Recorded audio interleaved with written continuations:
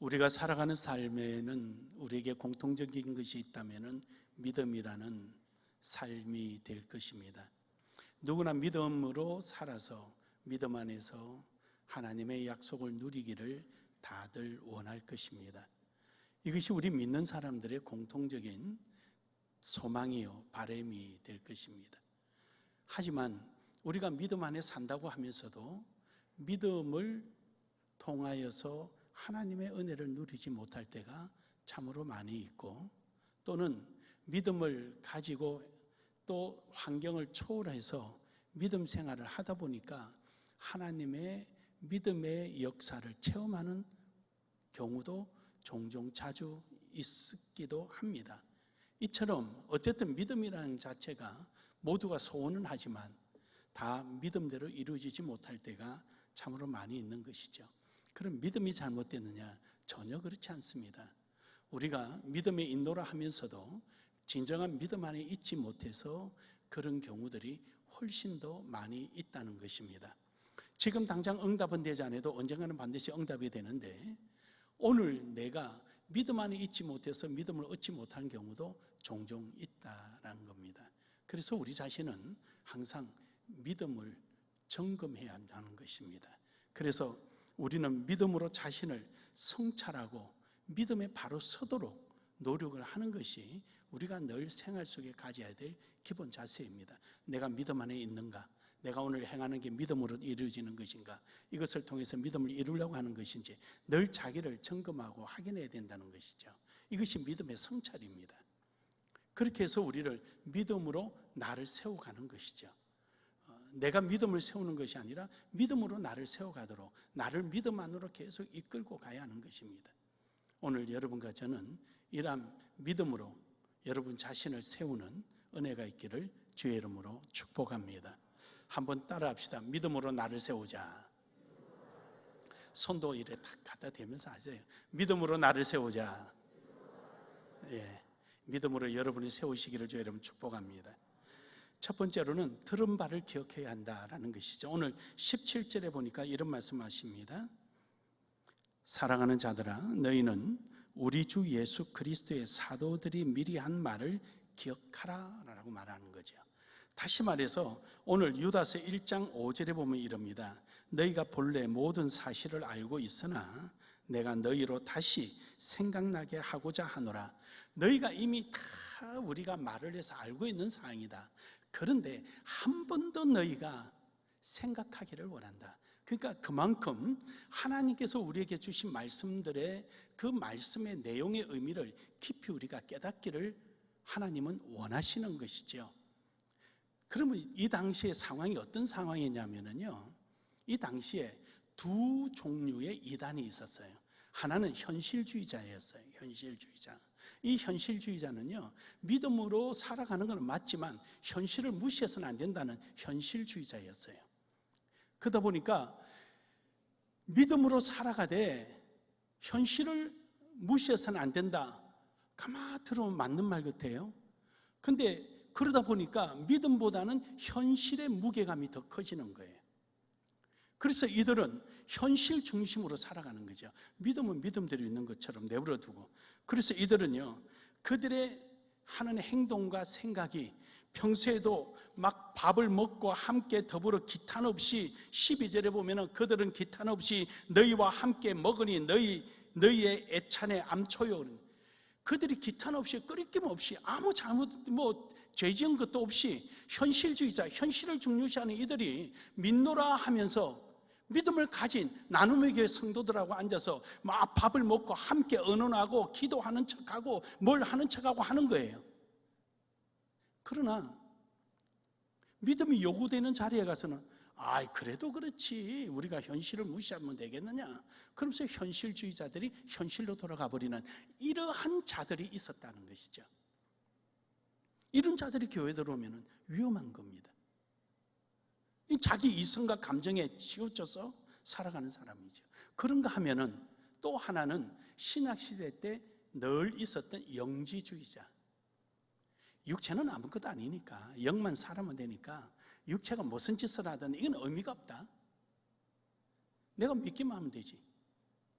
그래서 순교의 자리 갔을 때 너 예수 믿는다 그러면 죽을 것이고 믿지 않는다면 산다.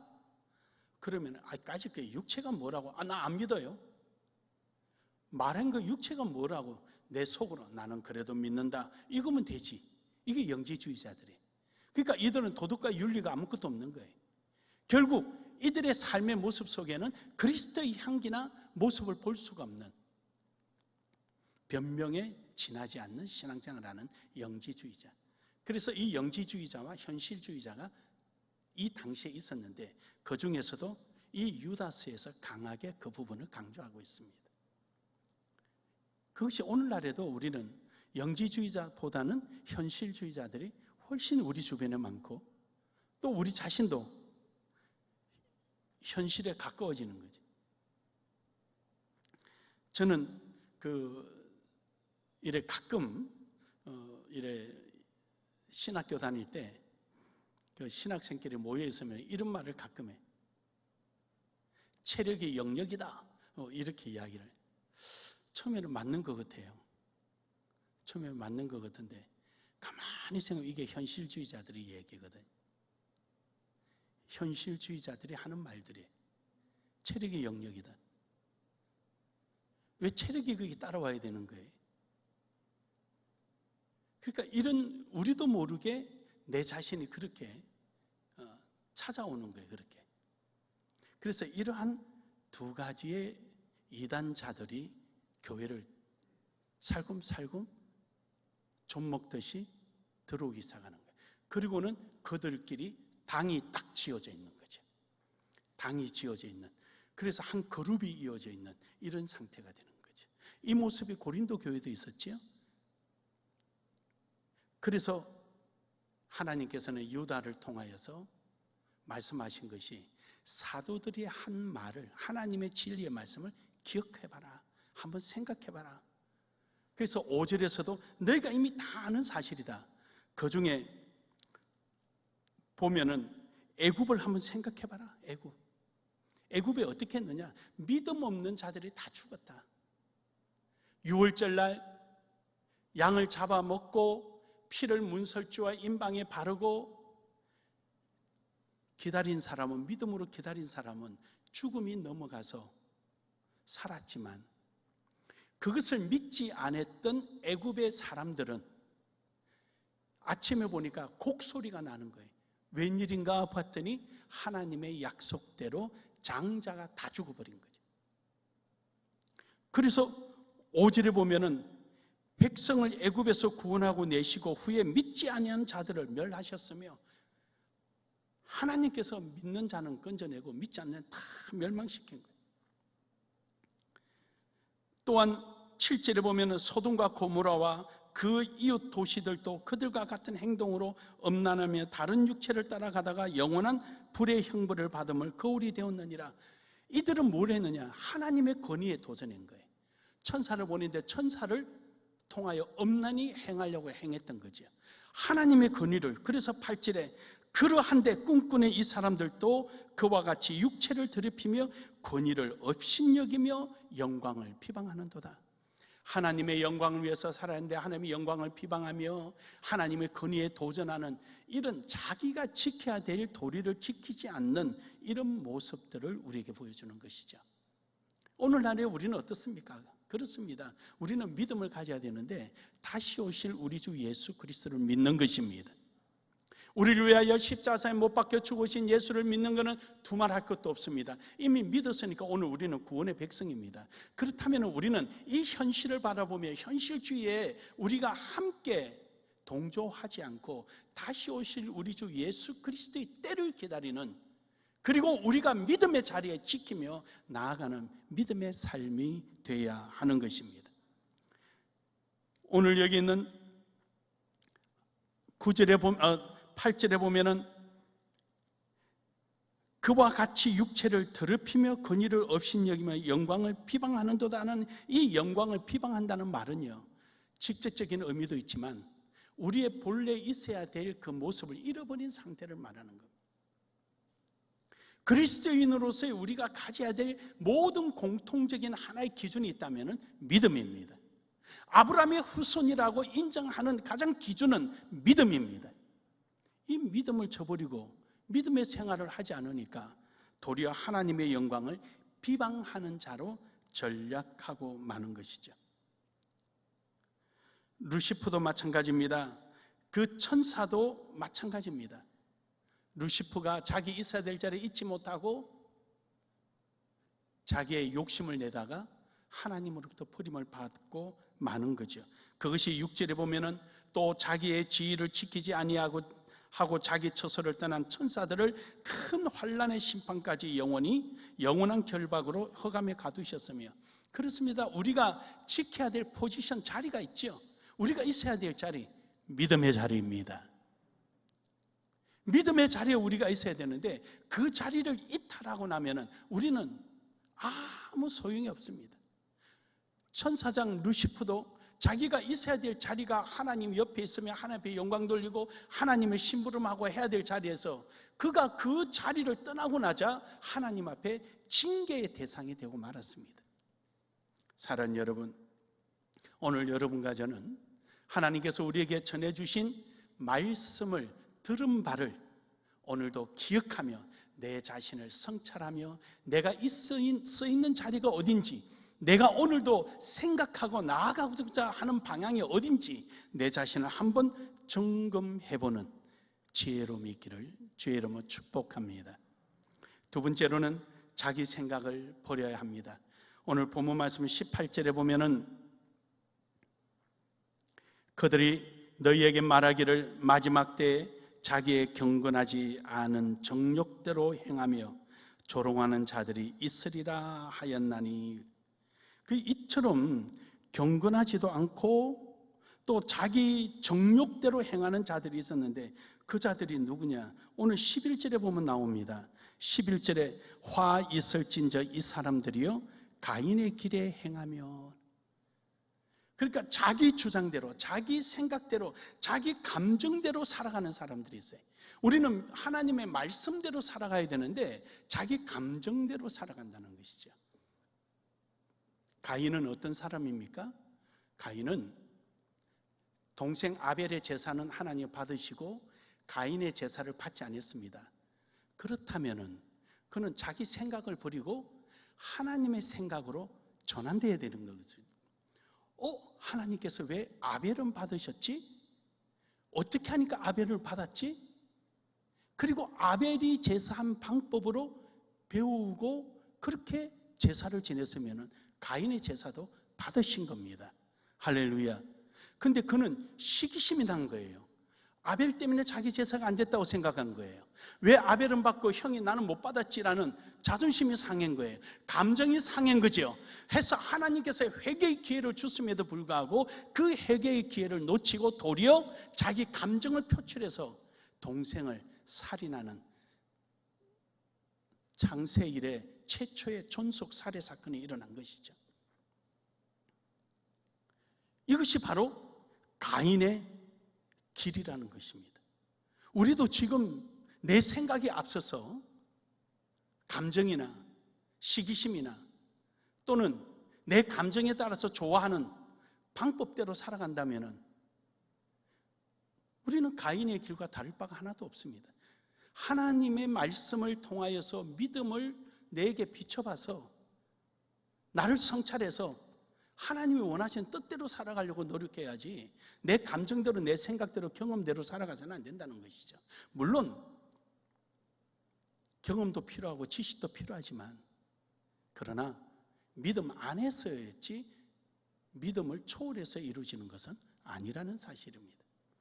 그런가 하면은 이어서 가인에 이어서 싹스를 위하여 발람의 어그러진 길. 발람은 누굽니까? 선지자입니다. 하나님의 말씀을 듣고 백성들에게 전하는 선지자입니다. 그런 그가 돈을 받고 거짓 선포를 하려고 하는 거죠. 그도 본문에 보면은 그의 그 모습을 보면은 갈등의 여지가 있었습니다. 함에도 불구하고 그는 어그러진 길, 자꾸 싹을 보고 그 돈을 보고 쫓아가는 거예요. 현실주의자죠, 현실주의자. 대표적인 현실주의자예요. 돈을 쫓아가는 거예요. 자기의 본분을 잃어버린 거죠. 오죽해야 발람을 태워가는 당나귀가 피해서 길에서 벗어나니까, 야 이놈아 왜 길에서 벗어나냐, 너는 눈도 없냐 하고 하니까 당나귀가 말을 하잖아요. 앞에서 당신을 죽이려고 해서 피해줬다고. 당나귀가 말을 하고 당나귀 말을 알아들을 서로 소통할 정도면은 깜짝 놀라야 되잖아요. 아니 당나귀가 어찌 말을 하지? 이게 정상적인 사람 아니에요? 그런데 발람은 그걸 느끼지를 못해요. 이유는요, 눈앞에 돈만 보이니까 그런 거예요. 현실주의자. 현실만 생각하지 보이지 않는 믿음의 세계는 볼 생각도 하지 않고 믿으려고 하지도 않았던 거죠. 뿐만 아니라 이어서 또 하나님께서 11절에 말씀하시기를 고라의 패역을 따라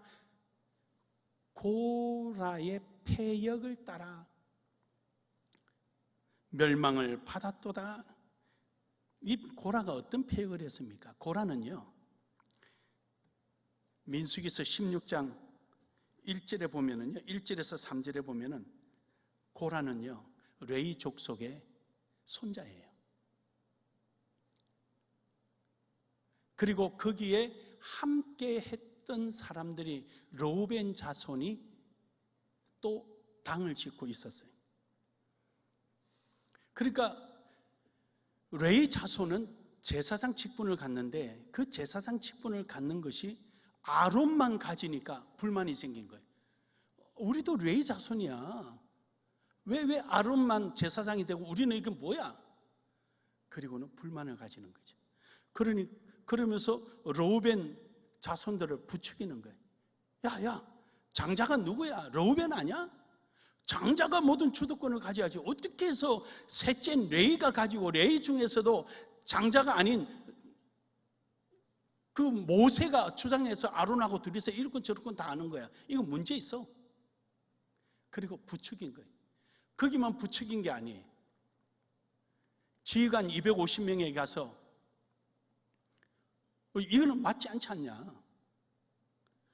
앞으로 너 그 지휘관마저도 그 지위를 잃을 수가 있다. 부추기는 거예요. 그걸 부추겨서 이들이 당을 만드는 거예요. 민수기서 16장 28절에 보면은요, 모세가 이럽니다. 여호와께서 나를 보내사 이 모든 일을 행하게 하신 것이요 나의 임의로 함이 아닌 줄을 이 일로 말미암아 알리라. 모세가 하나님 앞에 기도하고 나서 백성들에게 그러는 거예요. 내가 아론을 세우는 것이 내 형제라고 내가 세웠다면은 앞으로 일어날 일이, 새로운 일이 나타나지 아니할 것이고, 하나님이 허락하신 거라면은 새 일이 일어나리라. 그게 민수기 16장 29절에 보면은요, 곧 이 사람들이 죽음이 모든 사람과 같고 그들을 당하는 별이 모든 사람에 당하는 벌과 같으며 여호와께서 나를 보내심이 이거니라 하고 16장 30절에 땅이 갈라지는 거예요. 그 고라 자손이 서 있는 자리에 땅이 쫙 갈라지는 거예요. 그리고는 고라 자손들이 그 땅 속에 다 파묻혀버려요. 그들이 가진 재산마저도 전부 다 파묻혀버려요. 그래서 모세가 내가 아론을 세운 것이 내 형제라고 세웠다면은 하나님께서 아무 일도 하지 않으시겠지만 하나님의 뜻이라면은 고라 자손과 레위 자손 중에 그 함께 당을 지은 너희는 땅에 파묻혀버리고 너희 흔적이 없어진다. 가진 재산마저도 전부 다 그들의 흔적이 없는 거예요. 결국 그렇게 됐어요. 근데 그것만 이루어진 것이 아닙니다. 민수기 16장 35절에 보면은 아까 성막을 지키던 250명의 지휘관들이 있었습니다. 그들은 괜찮은 줄 알았습니다. 그래서 그들이 여호와로부터 여호와 앞에 나와서 제사를 지내려고 하니까 불이 나와서 그들을 불살라 죽게 되는 거예요. 결국 이들은 자기 생각대로, 자기 소견대로 하다가 결국은 멸망을 당하는 것입니다. 오늘 본문 말씀 19절에 보면은 이 사람들은 분열을 일으키는 자며 육에 속한 자며 성령이 없는 자라. 이들은 모여서 기탄 없이 막 밥을 먹고 의사하고 뭐 그 권사님, 뭐 장로님, 집사님 뭐 다 해도 성령 없는 자는 하나님을 대적한다는 거예요. 그래서 우리 자신을 우리가 점검하고 또 점검하는 이단자들은 가만히 들어와서 교회를 분열시키는, 당을 짓고 분열시키는. 그래서 우리 교단 헌법에, 우리 교단만 아니고 모든 교단의 헌법에는 교회 안에 사모임을 두지 못하도록 막아놓았습니다. 사모임을 두면은 징계하라라고 말합니다. 군에도 사모임 안 두죠? 우리 교단 헌법에는 3가지 모임만 허락합니다. 당회, 재직회, 공동회, 이 3가지 이상은 일체 인정하지 않습니다. 그러나 교회가 전도와 선교를 위하여 편의상 조직을 둘 수 있는데 그것이 전도회, 시무집사회, 시무권사회 이를 둘 수가 있대 철저히 교회의 지도를 받는 것입니다. 그래서 여러분 각 전도회나 또 시무집사회나 권사회는 연말 되면 장부를 제게 다 가지고 오죠. 보고하죠. 그럼 제가 확인하고 수고하셨습니다라고 사인해서 돌려주죠. 철저히 지도를 받는 거예요. 낚시 동호회, 뭐 골프 동호회 허용돼서는 안 되는 거예요. 교회는 그런 것이 아니에요. 하나님의 전도를 위하여, 하나님 나라의 확장을 위하여 모여있는 자들이에요. 그래서 일체 이런 연유 때문에 각 교단의 헌법이 사조직을 인정하지 않고 있는 것입니다. 만약에 이단자들이 교회에 들어와서 골프 프로가 하나 들어왔어요. 그러면 교회에 있는 남자 집사님들, 뭐 골프 좀 치는 사람들 같이 나가서 가르쳐주고 잘 치도록 지도해주고, 내가 좀 타수가 줄어들고 잘 된다. 그래 되면 교회가 어디로 가지요? 안 되는 거예요. 교회 안에서는 그래서 우리 어릴 땐 다리못이라 그랬는데 뭐예요? 이 갯놀이, 돈거래 일치 못하는 거예요. 왜냐하면 돈이 있으면 모이게 돼 있는 거예요. 그래서 우리 교회에서는 돈거래를 못하게 하는 거예요. 빌려줄 것 같으면 그냥 줘라. 그 빌려줬다고 돈 달라고 이야기하지 말고. 이런 것을 못하게 하는 거예요. 우리는 오직 주의 영광을 위하여 내 생각을 버리고 주의 말씀을 기억하며 그 말씀이 내 생각이 되고 내 삶의 길이 되는 이 은혜가 있기를 주의 이름으로 축복합니다. 마지막 3번째로는 믿음으로 행하자는 것입니다. 오늘 본문 말씀 20절에 보면은 사랑하는 자들아 너희는 너희의 지극히 거룩한 믿음 위에 자신을 세우며 성령으로 기도하며. 우리는 믿음 위에 서야 되는 것입니다.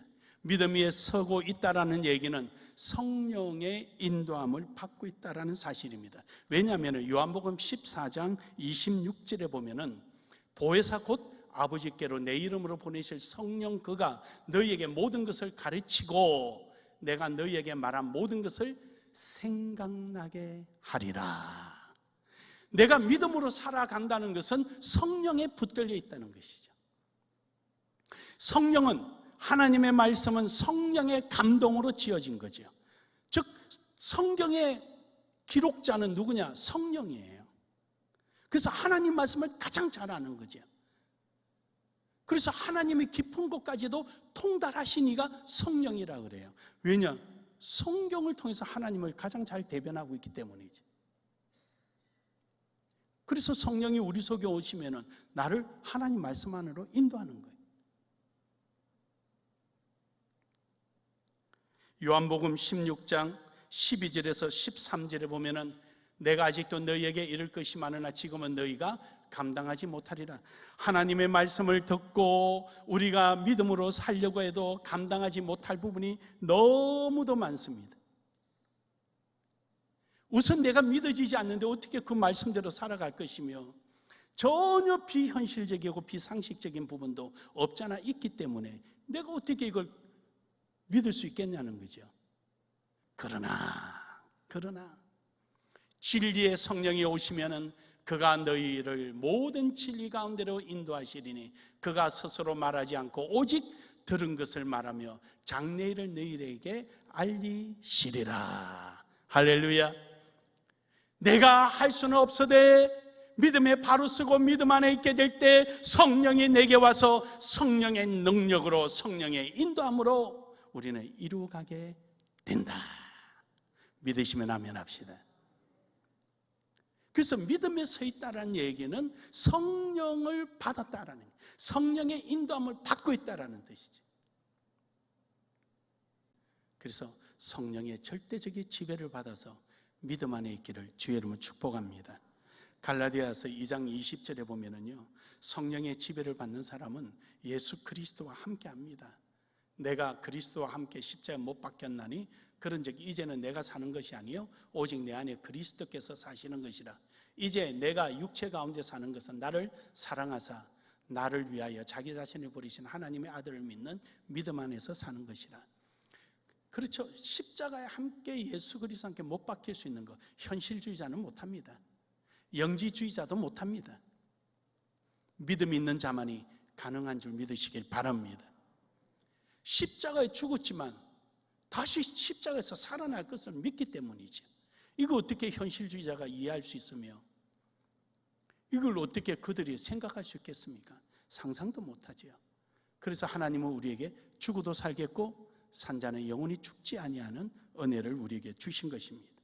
이렇게 살아가는 사람은요 담대해집니다. 로마서 8장 1절에서 2절에 보면은요, 그러므로 이제 그리스도 예수 안에 있는 자에게는 결코 정죄함이 없나니 이는 그리스도 예수 안에 있는 생명의 성령의 법이 죄와 사망의 법에서 너를 해방하였음이니라. 생명의 법이 나를 지배하는데 죽어도 살겠고 산자는 영원히 죽지 아니하고. 믿으십니까?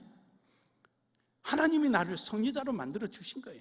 지금 눈에 볼 때는 쓰러진 것 같은데 좀 있으면 다시 일어나는 거예요. 7.8기 7번 넘어질지라도 8번 일어나는 거예요. 그리고 우리는 성령 안에서 사는 것입니다. 이것이 바로 예수 그리스도로 산다는 것이죠. 요한복음 3장 16절에 보면은요, 우리가 잘 아는 내용이죠.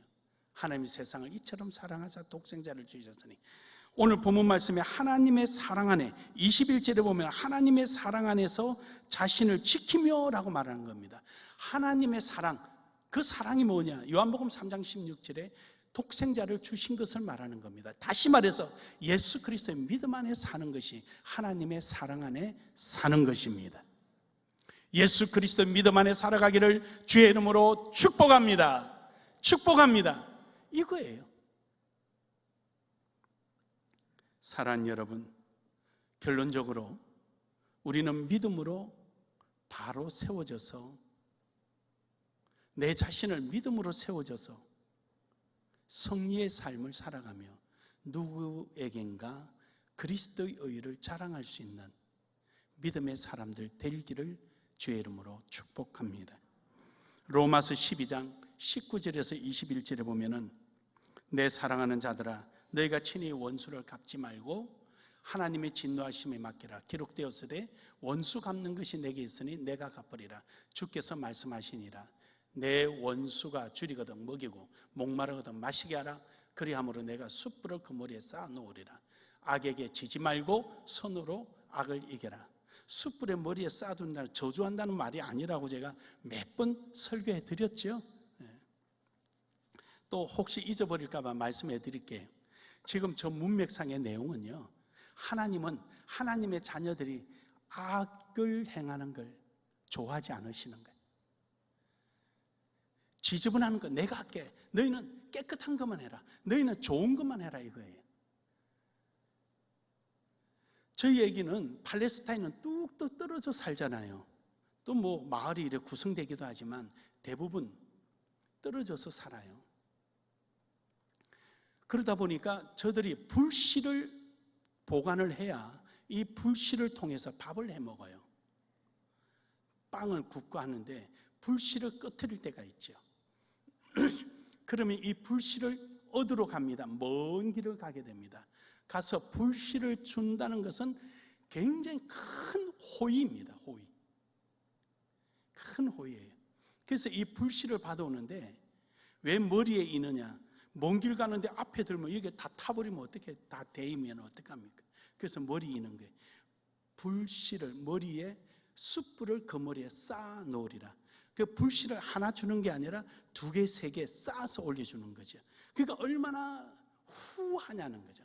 얼마나 후하냐. 불씨 없으면 굶어 죽거든요. 그러니까 얼마나 후하냐는 거죠. 악에게 지지 말고 선으로 악을 이기라. 이 불씨를 쌓으면서 너 죽는다. 이제 너는 내가 이렇게 선한 거 많이 했으니 이제 너는 이만큼 내한테 안 하면 너는 하나님 앞에 맞아 죽는 거야. 이게 무슨 선이에요? 이게 만용이지. 이 관용이 아니잖아요. 이는 만용이지. 우리 하나님은 그런 분은 아니에요. 절대로. 뭐 저걸 잘못 해석해서 막 이야기하는 분이 있어서 좀 가슴이 내가 안타까운데, 그런 만용불이라고 하나님 우리에게 말씀하신 적 없어요. 우린 관용이에요. 믿으십니까? 그래서 숯불을 쌓은 거 하나만 줘도 고마운데 몇 개씩 쌓아서 주는 거예요. 가져가서 밥 잘해 먹고 건강해라. 원수라 한다 할지라도 그렇게 해라는 거예요. 사랑하는 여러분, 오늘 여러분과 저는 우리 자신을 믿음에 바로 세우는 은혜가 있기를 주의 이름으로 축복합니다. 하나님이 주신 말씀을 들은 바를 우리는 기억하고 내 감정을 앞세우는 것이 아니라 성령 안에서 행하고 믿음으로 행하는 여러분 되셔서 승리의 자리에 늘 있기를 주의 이름으로 축복합니다. 축복합니다.